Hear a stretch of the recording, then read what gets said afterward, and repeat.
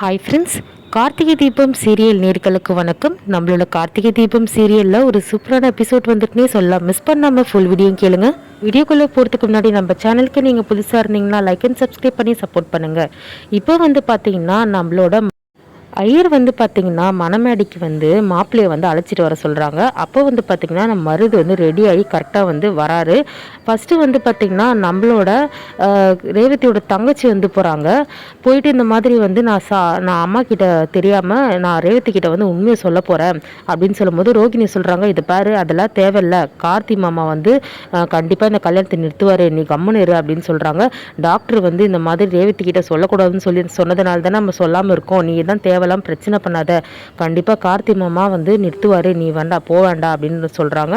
இல்லைக்கா இதெல்லாம் வேலைக்காகாது, அக்காவோட வாழ்க்கை தான் எனக்கு முக்கியம்னு சொல்லிட்டு என்ன பண்ணுவாங்க, உண்மையை சொல்கிறதுக்கோசம் ரேவதி கிட்ட போகும்போது சாமுண்டீஸ்வரி, உனக்கு என்ன பெரிய மனுஷி மாதிரி தேவையில்லாத வேலை பண்ணிட்டு இருக்க, நான் உயிரை கொடுத்து இந்த கல்யாணத்தை நடத்திட்டு இருக்கேன், நீ போய் உண்மையை சொல்ல போறியா, இதை பாரு சுவாதி தேவையில்லாத வேலைலாம் பண்ணாத, நீ போயிரு அப்படின்னு சொல்லிட்டு திட்டி அமைச்சிருவாங்க சுவாத்தியா. அதுக்கப்புறம் ரோகிணி, நான் அப்போவே சொன்னல அம்மா திட்டுவாங்கன்ட்டு, நீ தான் கேட்க மாட்டேங்கிற, கம்மன் நெல் கார்த்தி மாமா எதனா பண்ணுவார் இதுக்கோசம் அப்படின்னு சொல்லிட்டு சொல்லுவார், அது எப்படி கல்யாணத்தை நிறுத்தாமல் விட்டுருவாருன்னு சொல்லிட்டு சரின்ட்டு திருப்பி போயிடுவாங்க. இப்போ நம்ம ராஜராஜனுக்கு பொறுமை தாங்க முடியாது, இந்த மருது பயலை எதனா ஒன்று பண்ணணும், நம்ம வாங்கி வச்ச கத்தியை வச்சு ஒரே சொருவிட்டு அந்த கல்யாணம் நின்றுடும்னு சொல்லிட்டு ஆவேசில் என்ன பண்ணுவார், மருதோட ரூமுக்கு போவார். அப்போ மருது மாப்பிள்ளமா ரெடி ஆகிட்டு இருப்பார். அப்போ வாங்க மாமா, என்ன மாமா என்னை கூப்பிட்றாங்களா அப்படின்ற மாதிரி கேட்பாங்க. எனது நான் மாமாவா, பல பொண்ணுங்களை வீடியோ எடுத்து தப்பாக நீ அமுச்சு வச்சிருக்க, உனக்கு நான் மாமாவா, ஒழுங்கு மரியாதையா இப்படியே ஓடிடு, இல்லை ஒரே சொருவேன்னு சொல்லிட்டு கத்தி எடுத்து காமிப்பார்.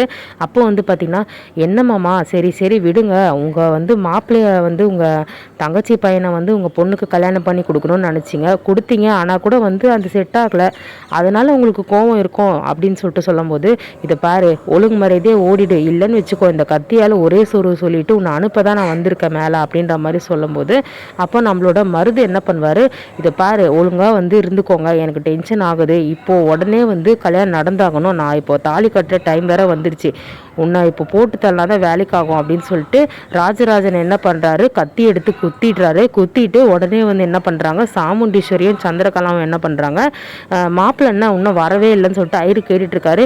சரி நாங்களே போய் கூட்டிகிட்டு வரோம்னு சொல்லிட்டு ரெண்டு பேரும் என்ன பண்ணுறாங்க, மருதோட ரூம் கது தட்டுறாங்க. மருது அப்போ என்ன பண்ணுறதுன்னு தெரியாமல் நம்மளோட ராஜராஜனை குத்திட்டு என்ன பண்ணுறாரு, ஒரு கட்டிலுக்கு கீழே பார்த்திங்கன்னா பெட்டு கீழே ஒரு பெட்ஷீட்டை ஃபுல்லாக போற்றி பார்த்திங்கன்னா கீழே மறைச்சிச்சிடுறாரு. அப்போ இது ஒன்றும் தெரியாத மாதிரி வெளில வராரு. என்ன மாப்பிள்ளை இவ்வளோ நேரம் கூப்பிட்றாங்க வராமல் இருக்கீங்க அப்படின்னு சொல்லிட்டு சாமுண்டீஸ்வரி கேட்குறாங்க. இல்லை அத்தை ரெடி ஆகிட்டு இருந்தேன்னு சொல்லும்போது, வாங்க மாப்பிள்ளையை கூப்பிட்றாங்க ஐயர் ரொம்ப நேரமானு சொல்லிட்டு என்ன பண்ணுறாங்க, உடனே போய் மணமேடையில் ஒன்றும் தெரியாதது மாதிரி உட்காந்துடுறாரு. இப்போ பார்த்திங்கன்னா கல்யாணம் நடந்து மந்திரம் சொல்லிகிட்டே இருக்காங்க, கல்யாணம் நடந்துகிட்டே இருக்குது. இப்போ பார்த்திங்கன்னா என்ன மாப்பிள்ளை வரத்துக்கு இவ்வளோ நேரமான ஐயர் கேட்குறாரு. சாரி சார் ரெடி ஆகிறதுக்கு லேட் ஆகிடுச்சின்னு சொல்லிட்டு உக்காந்துக்கிறாரு. அப்போ மந்திரம் சொல்லிகிட்டே இருக்காங்க, தாலி கட்டுற நேரம் நெருங்கிட்டு இருக்கு. அப்போ எல்லாரும் எதிர்பார்த்துட்டு இருக்காங்க, கார்த்தி வரலையே அப்படின்னு சொல்லிட்டு. மயில் வாகனம் உடனே ஒரு கன்ஃபியூசர், என்ன இது மாமாவை காணுமே, மாமா எங்கே போயிட்டாரு அப்படின்னு சொல்லிட்டு பார்த்துட்டே இருக்காரு. ரோகிணி கிட்ட கேட்குறாரு, ரோகிணி மாமா எங்கே போயிட்டாங்க, இன்னும் ஆளே இல்லையே, மணமேடையில் இங்கே தானே இருந்தார் அப்படின்னு சொல்லும்போது, தெரியலங்க எங்கேயாச்சும் வெளியே எங்கேயாச்சும் போயிருக்காரு தெரியல அப்படின்னு சொல்கிறாங்க. அப்போ பார்த்திங்கன்னா நம்மளோட மயில் வாகனம், இல்லையே மாமா இங்கே தானே இருக்கணும், ஏன் அவர் வெளியே போனார், மாமாவுக்கு எந்த வேலையும் மாப்பிள்ளை கொடுக்கவே இல்லை, அப்புறம் எப்படி எங்கேயாவது போயிருப்பாருன்னு சொல்லிட்டு மயில் வாகனம் யோசிக்கிறாரு. அப்புறம் என்னன்னா ரேவதியும் பார்க்குறாங்க, என்ன அப்பாவை காணோம், அப்பா எங்கே போயிட்டாங்க அப்படின்னு சொல்லிட்டு பார்த்திங்கன்னா நம்மளோட ரேவதி சாமுண்டீஸ்வரி கிட்ட கேட்குறாங்க, இந்த மாதிரி மா அப்பா எங்கள் ஆளக்கானோ ரொம்ப நேரமாக இல்லாமல் இருக்காரு அப்படின்னு சொல்லிட்டு சொல்லும்போது, தெரியலம்மா இங்கே தான் பக்கத்தில் எங்கேயாவது போயிருப்பாரு மா, உடனே அப்பா வர சொல்லுங்கள் அப்படின்னு சொல்லிட்டு சொல்லும்போது, தெரியலையே என்னன்னு சொல்லிட்டு உடனே சாமுண்டீஸ்வரி, மாப்பிள்ளை நீங்கள் தான் இருந்தீங்கல்ல கூட தானே, போயிட்டு மாமா எங்கன்னு சொல்லிட்டு போய் பார்த்துட்டு வாங்க போங்க, அதோ போகிறேன் அப்படின்னு சொல்லும்போது எல்லா இடத்துலையும் தேடுறாரு. நம்மளோட மயில் வாகனம் மண்டபத்தை சுற்றி இது தேடுறாரு. அப்போது ஒரு பக்கம் கார்த்தி வேறு பார்த்திங்கன்னா அந்த பொண்ணை அழைச்சிட்டு வந்துட்டுருக்காரு. பிரியா வந்து பார்த்திங்கன்னா சாட்சி சொல்கிறதுக்கு வந்துட்டுருக்காங்க ஆம்புலன்ஸில். இன்னொரு பக்கம் வந்து நம்மளோட மயில்வாகனம் வந்து தேடிட்டு இருக்காரு. ராஜராஜன் எங்கன்னு தெரியலையே, மாமா வந்து இங்கே தானே இருந்தார் அப்படின்னு சொல்லிட்டு மாமான்னு குரலை கொடுத்துட்டு ஃபுல்லாக தேடுறாரு. அப்போ வந்து பார்த்திங்கன்னா ஒரு இடத்துல வந்து ஒரு மாதிரி வந்து கத்தியில் குத்துறதுனால வந்து வலி தாங்க முடியாமல் வந்து கதற சவுண்டு கேட்குது.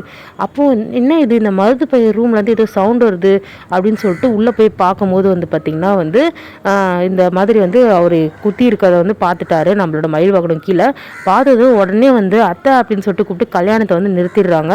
ஸோ இப்போது இந்த பிரச்சனை தான் வந்து ஓடிட்டு இருக்குது. ராஜராஜன் வந்து இந்த மாதிரி முடியாமல் இருக்கிறது. ஸோ இதால் கல்யாணம் வந்து நிற்க போதா அப்படின்றது தெரியல. மயில்வாகனம் தான் கண்டுபிடிச்சிருக்காரு இந்த மாதிரி வந்து ராஜராஜனை வந்து இந்த மாதிரி வந்து யாரோ வந்து இப்படி பண்ணியிருக்காங்க. யாரோ இல்லை, இந்த மருது பையன் ரூமில் தான் இருக்குது. மேலும் மேலும் மருது வந்து கல்யாணம் நடக்கிறதுக்கு தப்பு பண்ணிகிட்டே இருக்கார். ஆல்ரெடி வந்து அவர் பண்ண தப்புக்கு வந்து ஆதாரம் எடுத்து வந்து வந்துட்டு இருக்குது. அதுவும் இல்லாமல் வந்து பார்த்திங்கன்னா ராஜராஜனை வேற வந்து குத்தி இப்போ இந்த கேஸில் வேற மாட்டியிருக்காரு. ஸோ இதை நம்ம வெயிட் பண்ணி பார்க்கலாம் என்ன நடக்குதுன்னு சொல்லிட்டு. மருது ஒன்றும் தெரியாத மாதிரி வந்து பார்த்திங்கன்னா ராஜராஜனை குத்திட்டு ஒரு பெட்ஷீட்டை போற்றி வாய் மூடி என்ன பண்ணுறாரு, பெட்டுக்குள்ளே ஒழிச்சு வச்சுட்டு அவர் பாட்டு மணமேடிக்கு வந்து வந்துடுறாரு. இதை வந்து நம்ம மயில்வாகனம் கண்டுபிடிக்கிறாரு.